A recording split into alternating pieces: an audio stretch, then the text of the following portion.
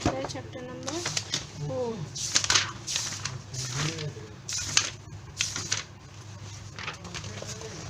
Chapter number 4 combustion and flame. ठीक है, इसमें सबसे पहले एक एक्टिविटी दी है, collect some material such as board, cloth, paper, polythene, dry leaf, iron, nail, kerosene, cooking oil, etc. Try to burn out each of these materials one by one. Record your observations. हमें कुछ materials इकट्ठे कर रहे हैं जैसे कि wood, cloth, paper, polythene, dry leaf, iron, nail, kerosene, cooking oil. हमें इनको एक एक बारी बारी करके जलाना और हमें बताना है कि हमने क्या देखा। ठीक है, तो we have already read in the last chapter that we use fuels for various purposes at home, public places and industries. हमने पिछले चैप्टर में पढ़ा था कि हम फ्यूल्स जो होते हैं उनको बहुत अलग अलग पर्पसेस के लिए यूज़ करते हैं। घरों में भी, पब्लिक प्लेसेस में भी, इंडस्ट्रीज़ में भी उनके अलग अलग यूजेस होते हैं। Energy is provided when fuels burn. जब फ्यूल्स बर्न होते हैं, जलते हैं, तब हमें क्या मिलती है? एनर्जी मिलती है। We notice that burning a substance produces heat and light. हमने देखा है कि जब हम सब्सटेंस को जलाते हैं तब वो हीट और लाइट प्रोड्यूस करता है। Because of this the process of burning is made use of variety of purposes. जिससे जो बर्निंग की प्रोसेस है, इससे बहुत सारी मतलब ऐसी चीज़ें निकलती हैं जो हमें बहुत डिफरेंट वैरायटी के वर्क करने के लिए इस्तेमाल की जाती हैं। But do all materials burn? क्या सारे मटेरियल्स जलते हैं? Do they all burn in same way? क्या वो एक जैसे तरीके से चलते हैं? In this chapter we will discuss the process of burning in detail. इस चैप्टर में हम बर्निंग के प्रोसेस को डिटेल में पढ़ेंगे। We will also discuss various types of fuels used in our daily life. और इस चैप्टर में हम जो हमारी डेली लाइफ में फ्यूल्स यूज़ होते हैं उनको भी पढ़ेंगे। सबसे पहले है कंबशन। कंबशन क्या होता है? We know that substance like wood, coal and petrol burn. हमें पता है कि जैसे सब्सटेंस जैसे कि वुड, कोल, पेट्रोल हैं, ये बर्न होते हैं। They catch fire when they are burn in the presence of air. ये जब हम इनको एयर की प्रेजेंस में बर्न करते हैं, जलाते हैं, तो ये फायर कैच करते हैं chemically. This process of burning is called combustion. और इस प्रोसेस को केमिकली, इस प्रोसेस को हम क्या बोलते हैं?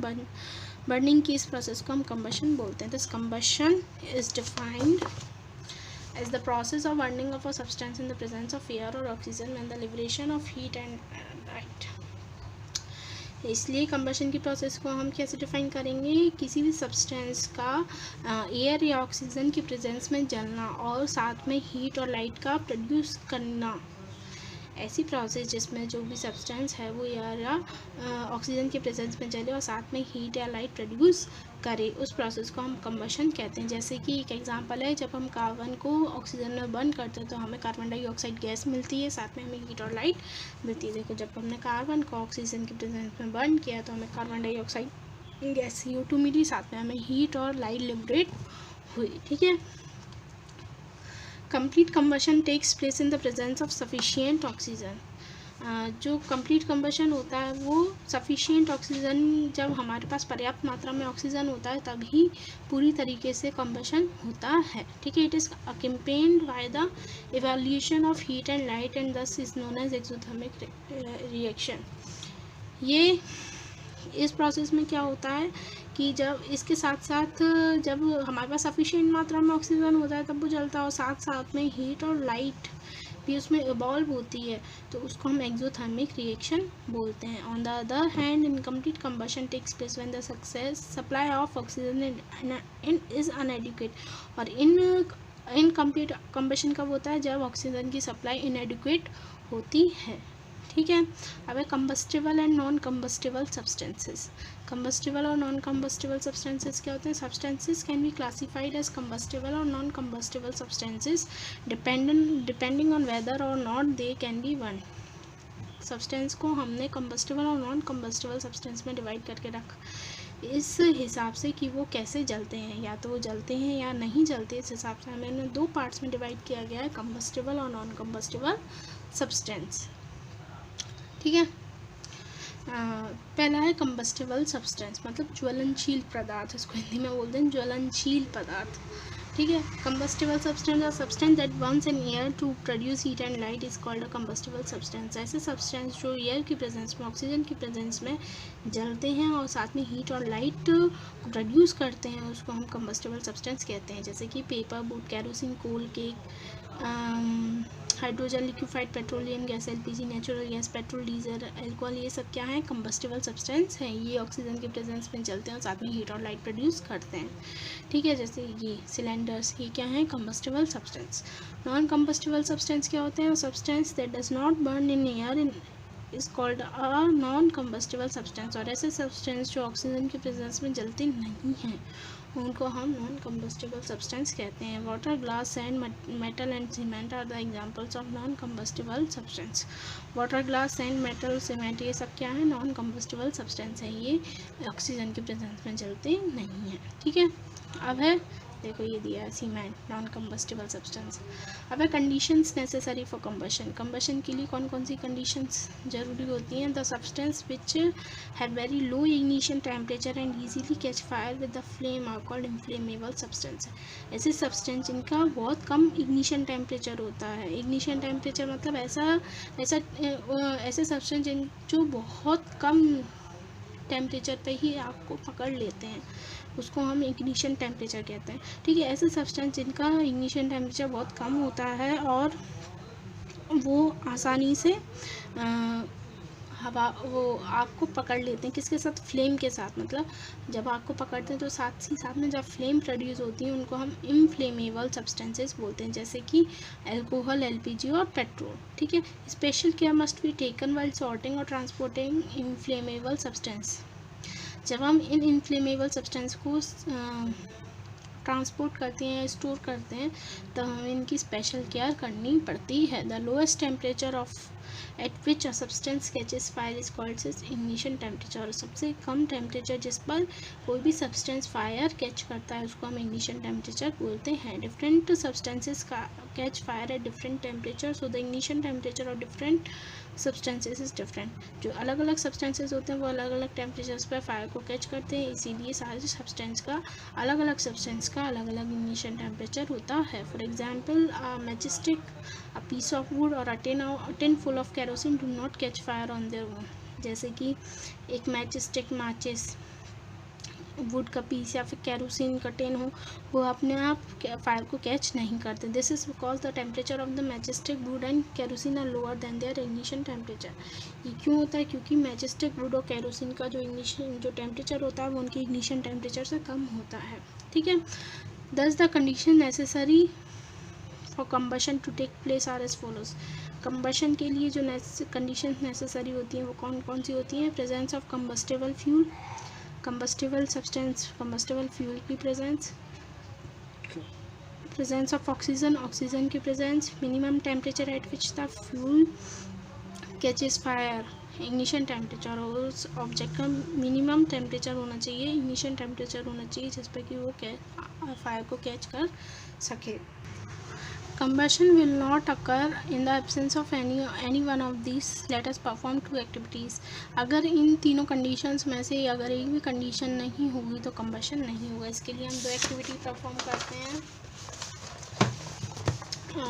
जिसका एम है to show that air is necessary for combustion. जिसका एम क्या है कि ये बताना कि कंबशन के लिए एयर नेसेसरी होती है। इसमें मटेरियल क्या चाहिए? 2 कैंडल्स, 2 मोमबत्तियाँ, ग्लास टम्बलर, एक ग्लास का टम्बलर चाहिए, एंड मैच बॉक्स और एक मैच बॉक्स माचिस चाहिए। मेथड क्या है?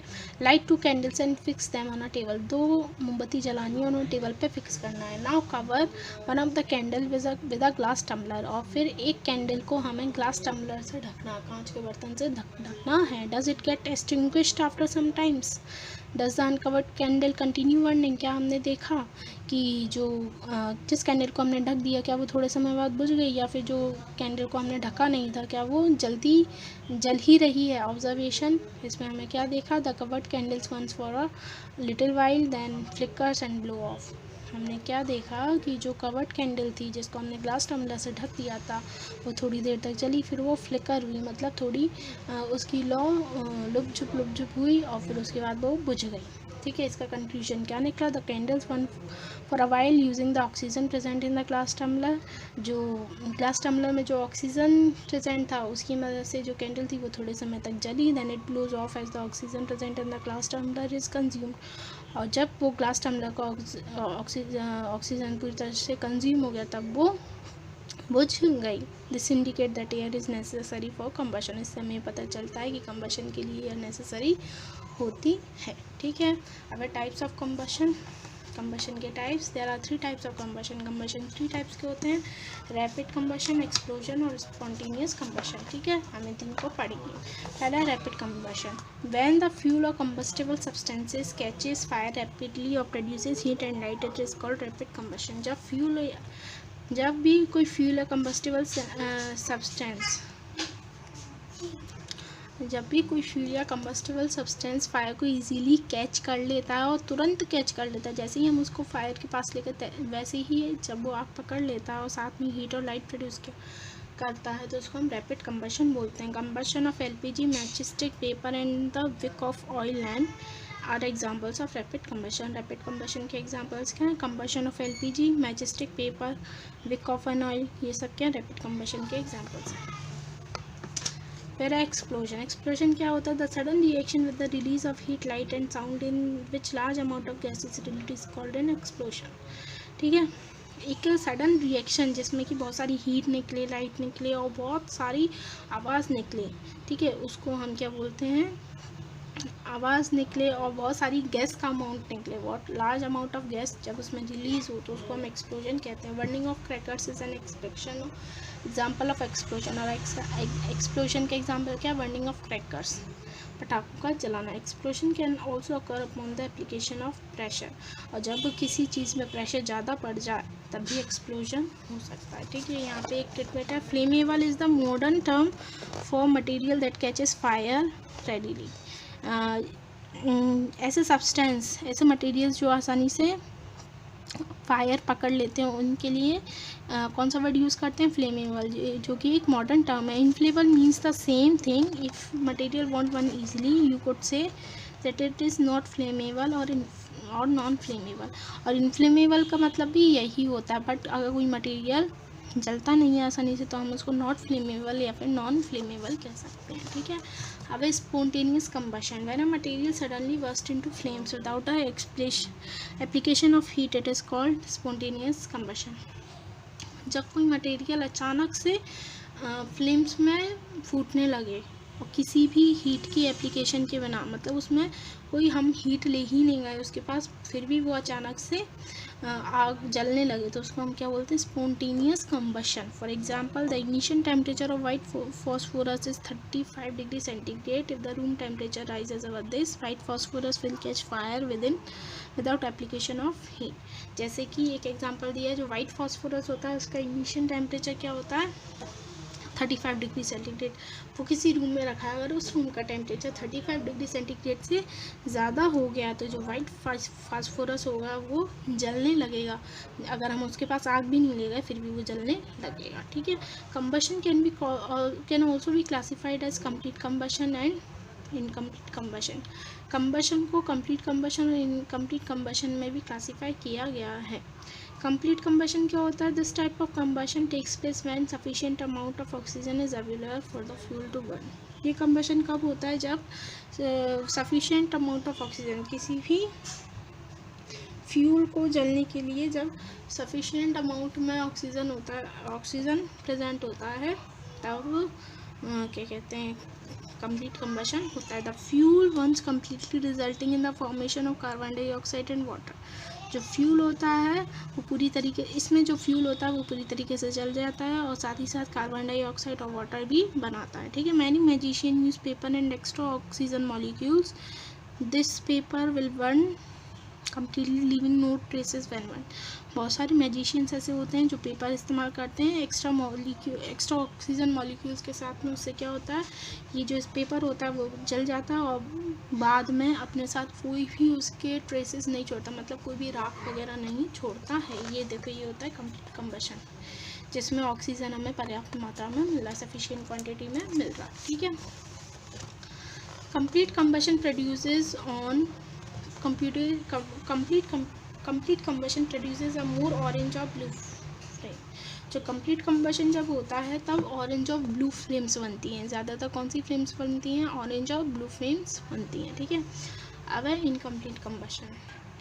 इनकम्प्लीट कम्बशन क्या होता है? This type of combustion takes place when there is not enough oxygen for the combustion of fuel. ये कम्बशन कब होता है? जब पर्याप्त मात्रा में ऑक्सीजन नहीं मिल पाता है, तब जो फ्यूल का कम्बशन होता है उसको हम इनकम्प्लीट कम्बशन कहते हैं.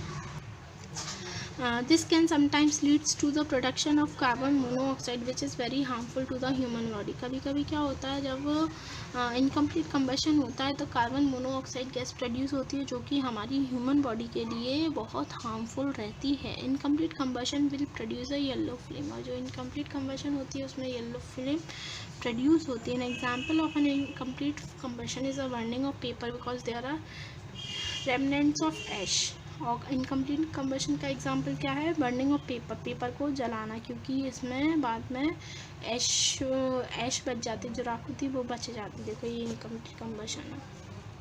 ठीक है. अब है फ्लेम. फ्लेम मतलब लॉ. क्या होती है? Do you know that everything that burns does not produce a flame. क्या तुम्हें पता है कि जो भी चीज़ जलती है, हर वो चीज़ जो जलती है वो हमेशा फ्लेम प्रोड्यूस नहीं करती है. Only substances that can vaporise one with a flame. सिर्फ ऐसे सब्सटेंस जो कि वेपराइज होते हैं, मतलब जो भाप में चेंज होते हैं, वो फ्लेम प्रोड्यूस करते हैं. A flame is a reason where the combustion of fuels takes place. A flame वो रीज़न होता है जिसमें किसी भी चीज़ का फ्यूल का कम्बशन होता है. It is not produced by those substance which vaporise on heating while those substance it is produced by those substances which vaporize on heating while those substances which do not vaporize do not produce a flame. Flame कब बनती है? ऐसे substance को जलाने पर बनती है जो जलने पर वेपराइज हो सके, मतलब भाप में चेंज हो सके. और ऐसे सब्सटेंस जो जलने पर भाप में चेंज नहीं होते वो फ्लेम प्रोड्यूस नहीं करते. ठीक है. For example coal does not vaporise so it burns without a flame. जो कोल होता है मतलब कोयला, वो वेपराइज नहीं होता है, इसीलिए वो बिना फ्लेम के जलता है. ठीक है. Producing a glow, whereas kerosene oil produces flame at it changes to its vapor state on heating. फिर जो केरोसिन ऑयल होता है वो फ्लेम्स में जलता है, क्योंकि वो जब जलता है हीट करने पर वो अपनी वेपर स्टेट में कन्वर्ट हो जाता है. When the candle is lighted, the wax vaporizes and as it gets heated up and burn. जब कैंडल जलती है तो जो उसका वैक्स होता है वो ऊपर की ओर मतलब वेपराइज होता है. तो वो भी किससे? कैंडल भी किसके द्वारा जलती? फ्लेम से जलती है. ठीक है. अब है कैंडल फ्लेम. कैंडल फ्लेम क्या होती है? देखो ये बर्निंग ऑफ कोयल और बर्निंग ऑफ केरोसिन दिया. बर्निंग ऑफ कोयल में कोई भी फ्लेम नहीं होती है और बर्निंग ऑफ केरोसिन में फ्लेम होती है. ठीक है. अब है कैंडल फ्लेम. मोमबत्ती की law. Light a candle and observe it's flame. हम एक कैंडल जलाओ और उसकी फ्लेम को ऑब्जर्व करो. देखो you will notice that it is spindle shaped and the colour of the flame depends on the temperature, amount of air available and the nature of the substance burning. हम ये देखेंगे कि जो उसका shape है flame का वो spindle shaped है, उसकी जो फ्लेम का कलर है वो उसके टेम्परेचर, अमाउंट ऑफ एयर और उसके जो सब्सटेंस जल रहा है उसके नेचर पर डिपेंड करता है. There are 3 zones in the flame of candle. Candle की फ्लेम के 3 जोन्स होते हैं, 3 जोन्स होते हैं. सबसे पहला होता है non luminous zone. Non luminous zone क्या होता है? The luminous zone surrounded by a thin zone is called non luminous zone. जो ल्यूमिनस जोन होता है वो एक थिन जोन से सराउंड कवर से चारों तरफ से घिरा रहता है, जिसको कि नॉन लूमिनस जोन बोलते हैं. It is also the outer most zone. ये कैंडल फ्लेम का आउटर मोस्ट जोन होता है, इसमें सबसे बाहर का जोन होता है. In this zone there is a complete combustion of wax vapours due to sufficient supply of oxygen from the surrounding air. इस जोन में क्या होता है कि जो वैक्स पेपर होते हैं ना उनका कंप्लीट कम्बशन होता है, क्योंकि इस जोन में जो ऑक्सीजन की सप्लाई होती है वो सफिशिएंट मात्रा में होती है. ठीक है. The flame appears blue in this region और because of the complete burning of the wax paper. इस रीजन में जो फ्लेम का कलर होता है वो ब्लू होता है, क्योंकि इस रीजन में जो वैक्स पेपर होता है उसका कंप्लीट कंबशन होता है। It is the hottest part of the flame, और ये फ्लेम का सबसे हॉटेस्ट पार्ट, सबसे गर्म पार्ट होता है। अब है luminous zone. This zone is bright yellow zone that surrounds the dark zone. ठीक है, ये जोन ब्राइट येलो कलर का होता है जो कि डार्क जोन को चारों तरफ से घेरे रहता है। In this zone, the wax vapor do not burn completely as the supply of air is inadequate for combustion. इस जोन में क्या होता है, जो वैक्स पेपर होते हैं वो पूरी तरीके से बर्न नहीं होते, क्योंकि इधर जो एयर की सप्लाई होती है वो बहुत कम होती है, कंबशन के हिसाब से नहीं होती है। It breaks up into carbon and hydrogen particles. ये कार्बन और हाइड्रोजन पार्टिकल्स में टूट जाती है। इधर जो वैक्स पेपर्स होते हैं वो कार्बन और हाइड्रोजन पार्टिकल्स में टूट जाते हैं। These particles keep the flame as smoke and soot. और ये पार्टिकल्स क्या करते हैं, इसमें क्या होता है, जो पार्टिकल्स होते हैं ना वो धुआं छोड़ते हैं। This is the middle part of the flame and moderately hot. ये फ्लेम का बीच का पार्ट होता है, मिडिल पार्ट होता है, और ये मॉडरेटली हॉट मतलब अच्छा खासा गर्म रहता है, ज़्यादा गर्म नहीं, अच्छा खासा गर्म रहता है। दिस जोन है, फिर है dark zone. This zone is completely dark and emits no light. ये जोन पूरी तरीके से डार्क रहता है और ये कोई भी लाइट प्रोड्यूस नहीं करता है। In this zone the wax paper remain unwarmed as no oxygen is available. इस जोन में जो वैक्स पेपर होते हैं वो जलते नहीं, क्योंकि कोई भी ऑक्सीजन प्रेजेंट नहीं होता है। The flame appears greyish black in this region as no combustion takes place here due to the accumulation of wax paper that is not burn.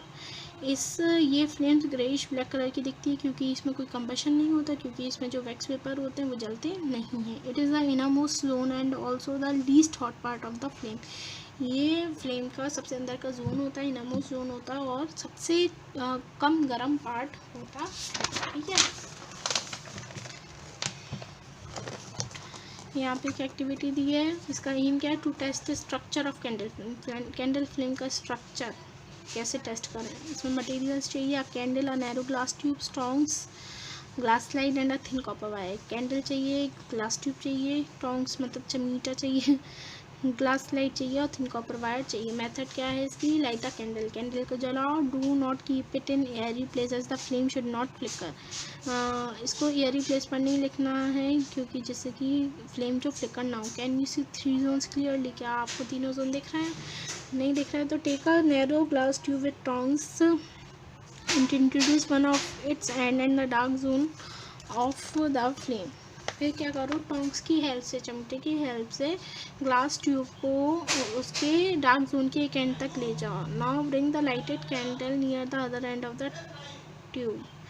जो और फिर ट्यूब के दूसरे एंड तक एंड पर लाइटेड कैंडल को लेकर आओ। आपने क्या देखा, what is the substance burning, आपने क्या देखा, क्या सब्सटेंस जल रहा है।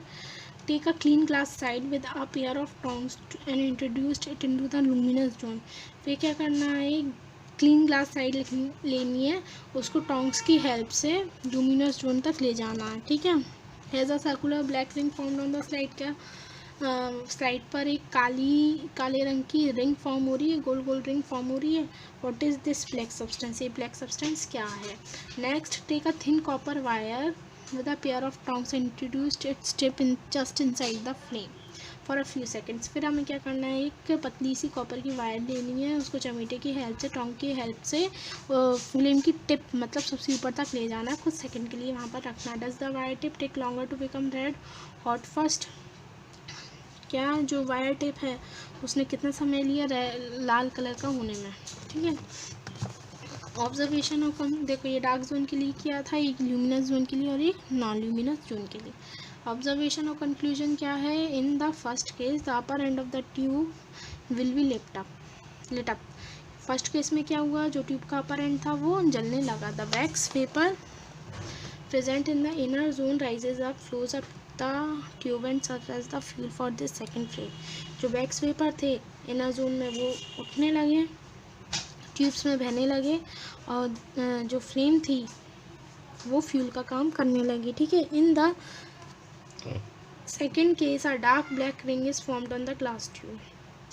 सेकेंड केस में ग्लास साइड पर एक डार्क ब्लैक रिंग बनी। If we try to wipe the glass, अगर हम इस ग्लास को पोंछना चाहें, इट गोज़ ऑफ ईजीली, ये आसानी से पुछ जाती है। And in the third case, तीसरे केस में the wire becomes black in the luminous zone of the fire, luminous zone में वायर को जब हम देगा तो वो ब्लैक बन गई। It becomes red hot in the non luminous zone of the flame, ठीक है, और जब हम नॉन ल्यूमिनस जोन में ले गए तो वो रेड हॉट बन गया, ठीक है। अब फ्यूल्स क्या होते हैं? फ्यूल्स मतलब ईंधन।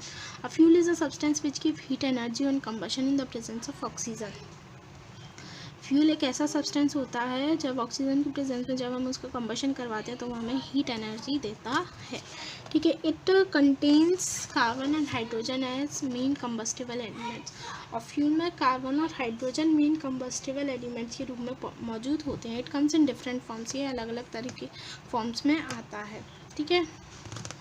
It is of different types, ये अलग अलग तरीके का होता है, जैसे कि wood, coal, charcoal, petrol, diesel, compress natural gas, CNG and liquefied petroleum gas, LPG, ठीक है। अब क्लासिफिकेशन ऑफ फ्यूल्स, फ्यूल्स को कैसे क्लासीफाई किया गया है?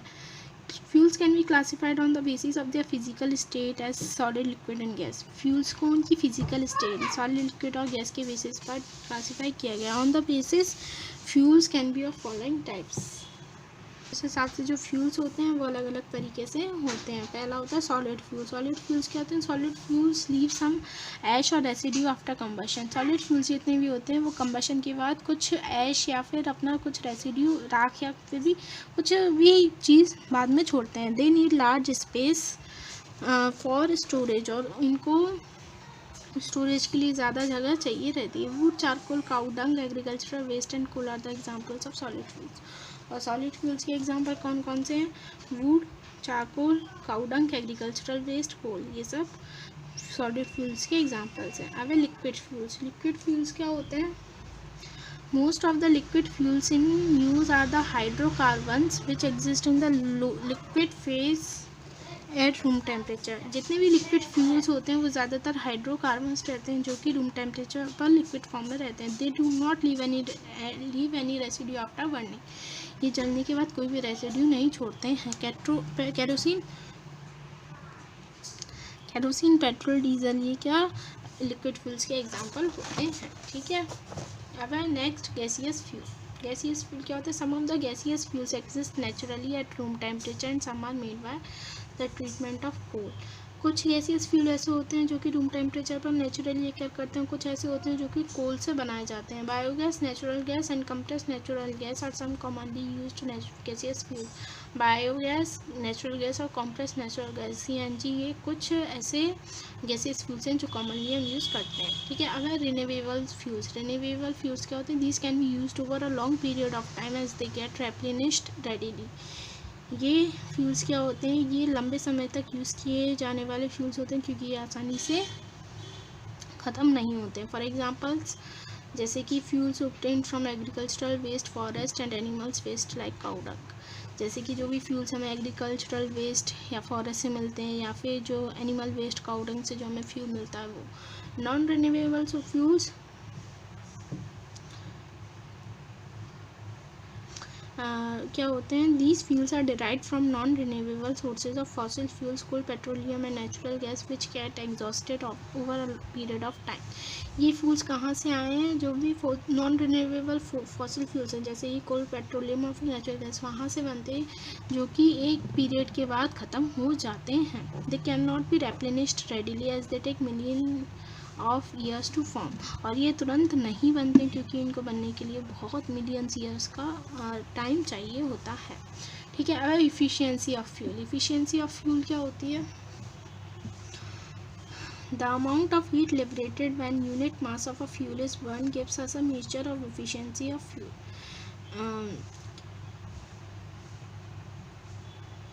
जब किसी भी फ्यूल का यूनिट मास जब हमने जलाया और जलाने पर जितनी भी हीट लिबरेट हुई, जितनी भी हीट निकली, वो क्या कहलाती है? उसकी इफ़िशियंसी, उस फ्यूल की इफ़िशियंसी कहलाती है। We refer it as the calorific value of the fuel, और हम इसको फ्यूल की कैलोरीफिक वैल्यू भी कहते हैं। The amount of heat energy produced on complete combustion of 1 kg of fuel is called its calorific value. जब 1 kg fuel को जलाने पर जो अमाउंट ऑफ एनर्जी निकलती है वो उसकी कैलोरीफिक वैल्यू कहलाती है। The calorific value of a fuel is expressed in a unit called kilo joules per KG. जो किसी भी फ्यूल की कैलोरीफिक वैल्यू किलो जूल्स में एक्सप्रेस किया जाती है, एक केजी में किलो जूल्स, ठीक है। This is the common unit use to though the SI unit of calorific value is joule per kilogram. जो कि ये कैलोरीफिक वैल्यू की मोस्ट कॉमन यूनिट है और ये इसकी एसआई यूनिट भी है।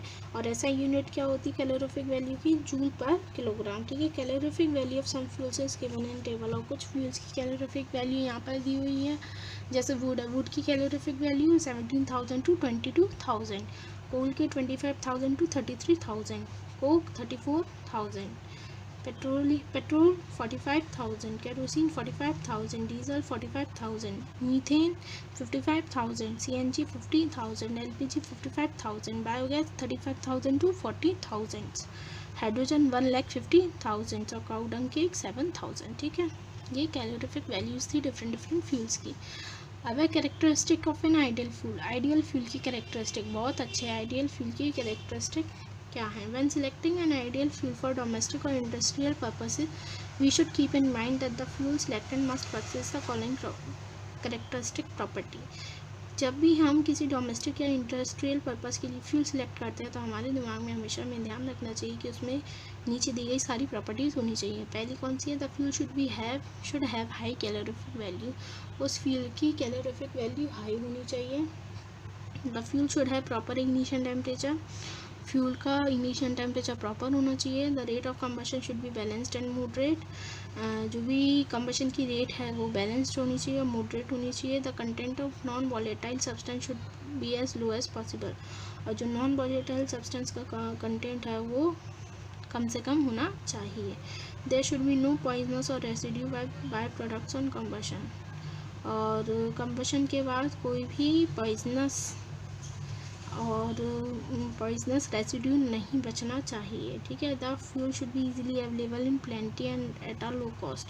और जो फ्यूल हो वो बहुत अधिक मात्रा में हमें अवेलेबल हो और उसकी प्राइस भी कम हो, ठीक है। कम कीमत पर बहुत अधिक मात्रा में हमें उपलब्ध हो, ठीक है। What happens when fuel Burns? जब फ्यूल्स जलते हैं तब क्या होता है? Burning of fossil fuels such as coal and oil causes the release of atmospheric pollutants such as sulfur dioxide, nitrogen oxide, carbon dioxide and carbon monoxide। जब भी हम फॉसिल फ्यूल जैसे कि कोल या ऑयल्स को जलाते हैं तो वह हमारी एटमॉस्फेयर में पॉल्यूटेंट को प्रोड्यूस करते हैं, जैसे कि sulphur dioxide, nitrogen oxide, carbon dioxide, carbon monoxide, ऐसी गैसेस को प्रोड्यूस करते हैं। These gases readily form smoke that pollutes the air. और ये जो गैसेज होती हैं वो तुरंत ही स्मोक फॉर्म कर लेती हैं, जैसे कि हमारी हवा प्रदूषित हो जाती है, पॉल्यूट हो जाती है, ठीक है। फिर अब इन गैसेस के बारे में कार्बन मोनोऑक्साइड। कार्बन मोनोऑक्साइड को किससे डिनोट करते हैं? CO। Carbon monoxide CO is a poisonous, colourless, odourless and tasteless gas. Carbon monoxide एक पॉइजनस मतलब जहरीली, कलरलेस जिसका कोई कलर नहीं है, ऑर्डरलेस जिसका कोई ऑर्डर भी नहीं है, और एंड टेस्टलेस जिसका कोई टेस्ट भी नहीं है। ये कैसी गैस है? कार्बन मोनोऑक्साइड एक ऐसी गैस है, कार्बन मोनोऑक्साइड एक ऐसी गैस है जो कि जहरीली भी है, कलरलेस भी, ऑर्डरलेस भी और टेस्टलेस भी। It is a common industrial hazard resulting from the incomplete burning of natural gas in any other material containing carbon such as gasoline, kerosene, coal, oil, propane, coal और wood. ये एक बहुत common industrial hazard है, मतलब जब भी किसी भी नेचुरल गैस का या फिर किसी भी ऐसे मटेरियल का जिसमें कार्बन हो उसका जब इनकम्प्लीट कंबशन होता है तब ये गैस बनती है। इनका कोई भी चीज़ हो जैसे जिसमें कार्बन हो, जैसे कि gasoline, kerosene, oil, propane, coal, wood, कोई भी चीज़ हो जब जिसमें कार्बन हो और उसका अगर इनकम्प्लीट कंबशन हो तब हमें कार्बन मोनोऑक्साइड गैस मिलती है। Carbon monoxide is harmful when breathed in because it displaces oxygen in the blood and deprives the heart, brain and other vital organs of oxygen।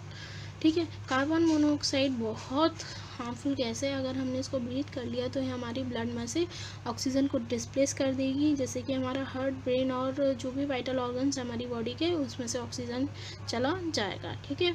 अब है कार्बन डाइऑक्साइड। कार्बन डाइऑक्साइड को कैसे denote करते हैं? CO2 से। Carbon dioxide is a colourless, odourless, non flammable and slightly acidic liquefied gas. Carbon dioxide एक colourless, odourless और non flammable और थोड़ी सी लिक्विफाइड गैस है। Large amount of carbon dioxide produced by the combustion of fuels. ठीक है। Combustion, जब fuels का कंबशन होता है तो बहुत लार्ज अमाउंट में कार्बन डाइऑक्साइड गैस प्रोड्यूस होती है। It is this gas is responsible for about 87% of global warming. और ये गैस हमारी ग्लोबल वार्मिंग की 87% तक रिस्पॉन्सिबल हो सकती है। ग्लोबल वार्मिंग के लिए ये गैस 87% तक रिस्पॉन्सिबल है। This can lead to melting of polar ice caps, causing flooding of low lying coastal areas and also cause climate change. जिससे कि क्या होता है, जो भी पोलर आइस कैप्स हैं वो मेल्ट होना शुरू हो गए हैं, और जो भी लो लाइंग कोस्टल एरियाज़ हैं, जो समुद्री, जो इनके किनारे जितने भी एरियाज हैं वहाँ पर बाढ़ आ जाती है, और जिससे कि हमारा जो क्लाइमेट मौसम भी है वो भी बार बार चेंज होता रहता है ग्लोबल वार्मिंग के कारण।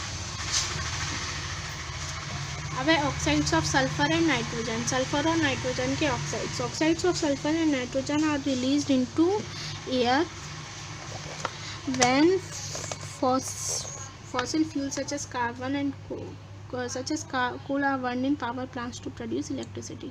सल्फर और नाइट्रोजन के ऑक्साइड जब हम हवा में छोड़ते हैं, जब भी कोल होता है वो पावर प्लांट्स में, जब भी कोल जलता है किसी भी इलेक्ट्रिसिटी प्रोड्यूसिंग प्लांट में या किसी भी पावर प्लांट में, जब कोल जलता है तो हवा में ऑक्साइड्स और सल्फर और नाइट्रोजन के ऑक्साइड्स बनते हैं। These gases react with oxygen and water vapour present in the air to produce dilute solutions of sulphuric acid and nitric acid which fall on earth as acid rain and damage plants, buildings, aquatic life and soil.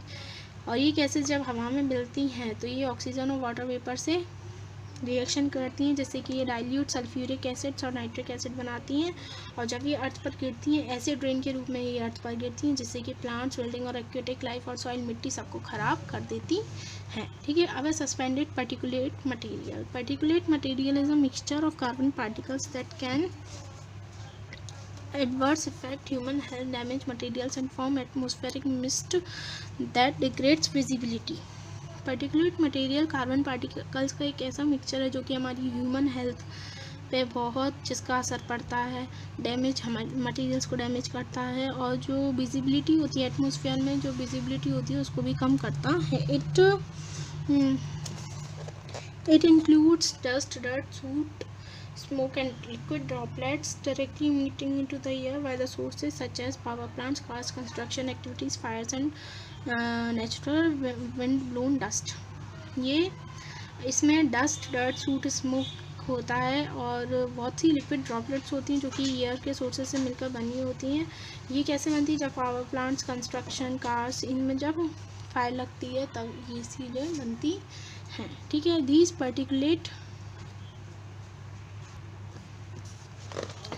These particulate matter can enter human body when we breathe and cause coughing and respiratory diseases like asthma and bronchitis in human beings. In particles को जब हम breathe करते हैं और ये हमारी human body में आ जाती हैं तो ये हमारी कफिंग और रेस्पिरेटरी डिसीजेज जैसे कि अस्थमा, ब्रोंकाइटिस जैसी बीमारियां हमारे अंदर पैदा करती हैं। अब है fire and fire extinguishers. You may have seen that water is normally used to extinguish fire, but it can be dangerous if used in a wrong way.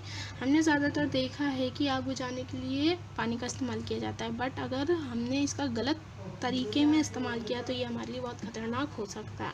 A water extinguisher can put out fire on things like burning wood, paper और cardboard. जो water extinguisher है, पानी से जो आग बुझती है वो आग हम सिर्फ बर्निंग वुड, पेपर या कार्डबोर्ड की आग बुझा सकते हैं। However it does not work well on electricity fires और fires including inflammable liquid like petrol, diesel और केरोसिन। और जो वाटर एक्सटिंग्विशर, पानी से हम ऐसी आग नहीं बुझा सकते सकते जो कि बिजली के कारण लगी हो, या फिर जो भी पेट्रोल डीजल केरोसिन के कारण आग लगी हो, उनको हम पानी से नहीं बुझा सकते। The substance are lighter than water and do not mix with it. क्यों? क्योंकि ये सब्सटेंस सब पानी से लाइट होते हैं और उनमें उसमें मिलते नहीं हैं। As a result water forms a layer beneath them and these continue to burn. और जिसका रिजल्ट क्या होता है, जो वाटर उनके नीचे अपनी लेयर बना देता है और उनको जलने देता है। You have already learn that there are 3 essential conditions for combustion of fuels and if any of these is not met combustion will not take place. हमने पहले ही पढ़ा है कि कंबशन के लिए 3 कंडीशन ज़रूरी होती हैं, अगर उनमें से एक भी कंडीशन नहीं मिलती है तो कंबशन नहीं होता है। ठीक है, इसी तरह आग बुझाने के लिए भी 3 कंडीशंस होती हैं। कौन सी? Prevent the contact of the burning substance with the fire, जिस चीज़ से आग लगी है उसको आग से दूर करो। Stop the supply of supporter और burning, that is oxygen. Oxygen की सप्लाई बंद होनी चाहिए, जिस भी जगह पर आग लगी वहाँ पर ऑक्सीजन की सप्लाई ना हो। Cool the substance to below its ignition temperature, उसके इग्निशन टेम्परेचर के नीचे उस सब्सटेंस को ठंडा करना चाहिए। ठीक है। The following 2 types of fire extinguisher are commonly use, these are carbon dioxide extinguisher and soda acid fire extinguisher. 2 तरीके के फायर एक्सटिंग्विशर यूज़ किए जाते हैं कॉमनली। कौन कौन से? Carbon dioxide extinguisher and soda acid fire extinguisher. ठीक है। कार्बन डाइऑक्साइड फायर एक्सटिंग्विशर क्या होता है? Carbon dioxide fire extinguisher are made up of metal and are filled with highly compressed carbon dioxide. तो कार्बन डाइऑक्साइड फायर एक्सटिंग्विशर होता है वो metal से बना होता है और उसमें कार्बन डाइऑक्साइड गैस भरी रहती है। Carbon dioxide being heavier than oxygen covers the fire like a blanket. Carbon dioxide क्योंकि ऑक्सीजन से हैवी होती है इसीलिए वो आग को ब्लैंकेट की जैसे कवर कर लेती है। This breaks the contact of the burning substance with the oxygen, fire gets extinguished. जिससे क्या होता है कि जो चीज़ जल रही है उसका ऑक्सीजन से कॉन्टैक्ट टूट जाता है और आग बुझ जाती है। It is not only forms a blanket around the fuel fire and cuts off the oxygen supply, it also brings down the temperature of the fuel. That is why it is an excellent fire extinguisher. ये ना सिर्फ fuel fire के आसपास blanket form करता है, ना oxygen की और ना सिर्फ ऑक्सीजन की सप्लाई को बंद करता है, साथ ही साथ ये फ्यूल का टेम्परेचर को भी नीचे करता है, इसीलिए बहुत अच्छा फायर एक्सटिंग्विशर है। अब soda acid fire extinguisher, the simplest fire extinguisher is the soda acid fire extinguisher. जो सिंपल फायर एक्सटिंग्विशर होता है उसको हम सोडा एसिड फायर एक्सटिंग्विशर कहते हैं। It consist of a small glass bottle filled with sulphuric acid that is supported in a strong iron vessel containing sodium bicarbonate solution. ठीक है, इसमें एक छोटी सी ग्लास की बॉटल होती है जिसमें कि सल्फ्यूरिक एसिड बना रहता है, एक लोहे की वेसल होती है जिसमें कि सोडियम बाइकार्बोनेट सॉल्यूशन भरा रहता है। When the knob is struck the acid glass bottle breaks and the sodium bicarbonate solution comes in contact with the concentrated sulfuric acid। जब हम नॉब को दबाते हैं तो जो एसिड ग्लास बॉटल होती है वो टूट जाती है जिससे कि सोडियम बाइकार्बोनेट सल्फ्यूरिक एसिड के कांटेक्ट में आता है। In this process carbon dioxide is produced, और इस प्रोसेस में कार्बन डाइऑक्साइड गैस प्रोड्यूस होती है जिससे कि आग बुझती है। ठीक है, एक टिटबेट है। The first soda acid fire extinguisher invented in the US was patented by Almon Granger in 1881। जो पहला सोडा फायर एक्सटिंग्विशर था वो यूएस में इन्वेंट किया गया था, जो कि एल्मन ग्रेंगर के द्वारा बनाया गया था 1881 में। The sodium bicarbonate in Granger's extinguisher was mixed with concentrated sulphuric acid to cause the production of carbon dioxide which in turn forced out a jet of water. जो जो ग्रेंगर एक्सटिंग्विशर था उसमें सोडियम बाइकार्बोनेट को sulphuric acid से mix किया गया था जिससे कि कार्बन डाइऑक्साइड बनती थी और जिससे कि पानी निकलता था। ठीक है, अब words to know. Combustion, it is the process of burning of a substance in the presence of oxygen with the liberation of heat and light. ये एक ऐसी प्रोसेस जिसमें ऑक्सीजन की प्रेजेंस में कोई भी चीज़ जलती है और साथ में हीट और लाइट प्रोड्यूस करती है। Flame, a region where the combustion of fuel take place, ऐसा रीजन जहाँ पर किसी भी फ्यूल का कंबशन होता है। Fuel material such as coal, gas और air that is one to produce heat और लाइट। ऐसे मटेरियल कोल, गैस और एयर जिससे कि हीट और light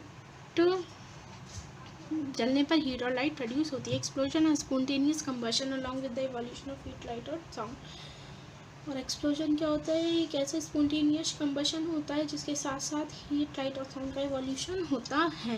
calorific value, the amount of heat energy release by the complete combustion of 1 kilogram of fuel.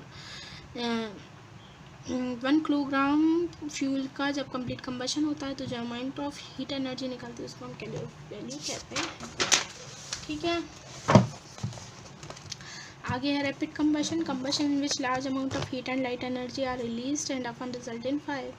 Rapid combustion क्या होता है, ऐसा कंबशन जिसमें कि बहुत ज़्यादा अमाउंट में हीट और लाइट एनर्जी बनती है और रिजल्ट के तौर पर एक फायर निकलती है। Spontaneous combustion, combustion in which a substance burst into flame without application of any heat. Spontaneous combustion क्या होता है, हीट की एप्लीकेशन के बिना आग लगना। ठीक है, inflammable material, substance that has very low initial temperature and hence catch fire easily. ऐसे सब्सटेंस जिनका इनिशियल टेम्परेचर बहुत कम होता है और जो आसानी से आग पकड़ लेते हैं। Initial temperature the lowest temperature at which a substance catches fire easily. और ऐसा टेम्परेचर सबसे कम टेम्परेचर जिस पर कि कोई भी सब्सटेंस आग पकड़ लेता है। अब lesson in short, we know that substance like wood, coal and petrol burn. हमें पता है कि वुड, कोल सब्सटेंस जैसे कि वुड, कोल, पेट्रोल जलते हैं। Combustion takes place in the presence of sufficient oxygen. Sufficient oxygen की प्रेजेंस में कंबशन होता है। Complete combustion produce a more orange or blue flame. जो कंप्लीट कंबशन होता है उसमें ज़्यादातर ऑरेंज और ब्लू फ्लेम बनती हैं। Kerosene, petrol and diesel are the examples of liquid fuels. Kerosene, petrol और डीजल लिक्विड फ्यूल्स के एग्जाम्पल हैं। Some of the gaseous fuels exist naturally at room temperature.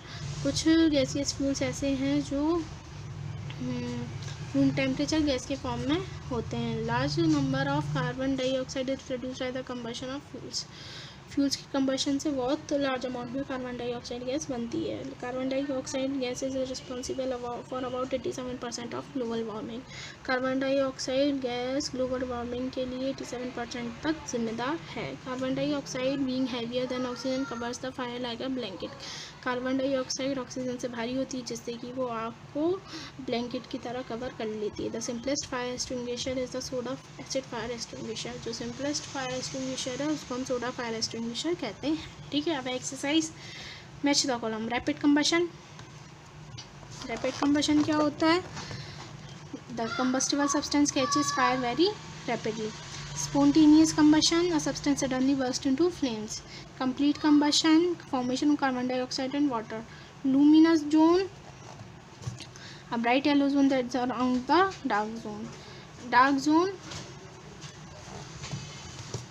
the wax vapor remain unburned as oxygen is available.